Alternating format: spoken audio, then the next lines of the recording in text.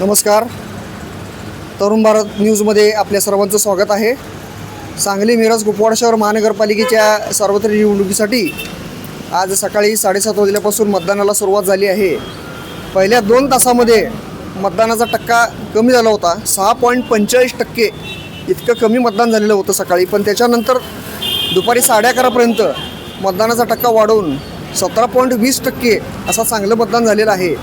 महापालिकेच्या 78 जागासाठी 20 प्रभागातून साधारणपणे 381 इतक्या मोठ्या संख्येने उमेदवार उभे राहिलेले आहेत. सांगलीमध्ये गावभाग, सिटी हायस्कूल, त्याच्यानंतर मथुबाई गरवारे कॉलेज, बापडा बालशाळा, जामवाडी, मगरमच्छ कॉलनी, शांतिनिकेतन, साखर कारखाना, विश्रामबाग, मिरज शहर, कुपवाड शहर या ठिकाणी मतदानाचा उत्साह जाणवून येतो आहे.